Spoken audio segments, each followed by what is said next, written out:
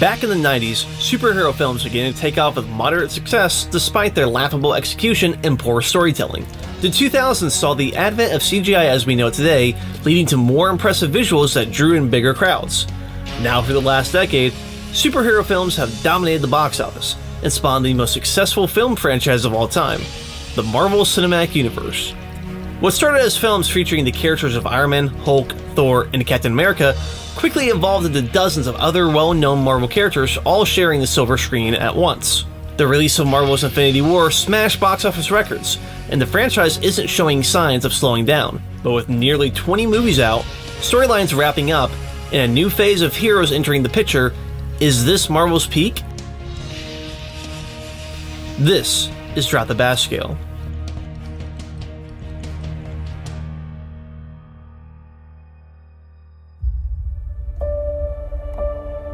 So this is it. It's all been leading to this.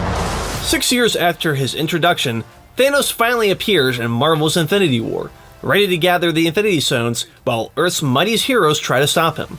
On the surface, this movie is a blockbuster fan's fantasy with its giant action sequences and eye-catching visuals. But after a decade of filmmaking, how does Marvel handle the logistics of a large ensemble of characters while keeping things fresh? It begins with the Marvel formula, a storytelling structure found in all Marvel Cinematic Universe films.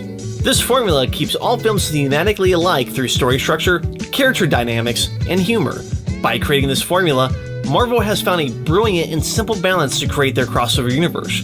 Whether it's Captain America fighting Black Panther in Civil War, or Thor teaming up with Hulk in Thor Ragnarok, Marvel has the ability to bring any of their characters together on screen without a clash in tonality. But having a formula isn't enough. You also need to balance all those characters as they share the same screen. Searching for filmmakers with experience in handling such large ensembles, Marvel was impressed with the work of brothers Joe and Anthony Russo on television shows Arrested Development and Community, which feature large casts and high-concept stories. The brothers were brought on board to direct Captain America: The Winter Soldier, with the success leading to the Russo brothers' return for Captain America: Civil War and the current Infinity War duology. Now having directed the most films in the Marvel Cinematic Universe, the Russo brothers have molded the franchise into the all-encompassing universe it is today, paving the way for old and new characters to interact on screen together with ease. With the logistics covered, Marvel was able to focus now on creating a movie that would stand out. They did this by establishing that the villain, not the hero, would be the protagonist. In a film that features over 70 characters, Thanos is the one we spend the most time with. By placing Thanos at the forefront of the story, we not only see the villain that he is, but also as a character that we can relate to.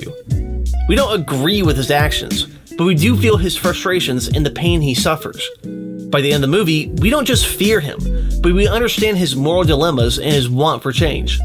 Finally, Marvel also took away all plot armor and made every character vulnerable. No one was safe as they faced off with the universe's most powerful villain. This led to a heightened sense of tension in every action sequence, and the audience fearing that our beloved characters might not make it out alive. Infinity War takes many risks with its direction and elicits some incredibly emotional responses, along with dazzling action sequences and a strangely humanistic villain.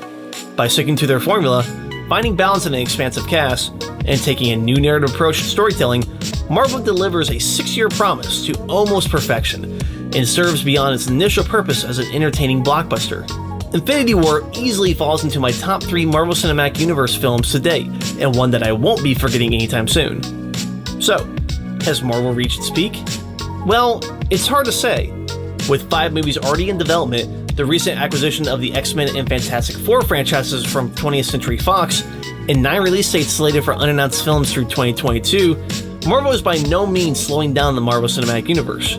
However, as the first 3 phases come to an end next year, some fans might find this as a welcoming stopping point after a decade of filmmaking. Marvel's legacy will continue, but it's hard to imagine topping Infinity War's highly ambitious stakes with an equal or even greater level of payoff.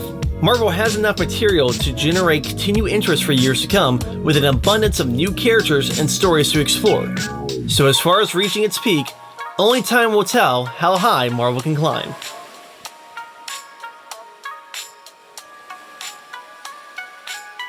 Hey everyone, thanks for watching the video. If you enjoyed it, please show it some love by giving me a like and sharing it with your friends and family. I'm going to try to start doing these videos about once a month, so make sure you're subscribed so that way you can be notified when the next one comes out. Thanks again, and I'll see you soon. You can let go now.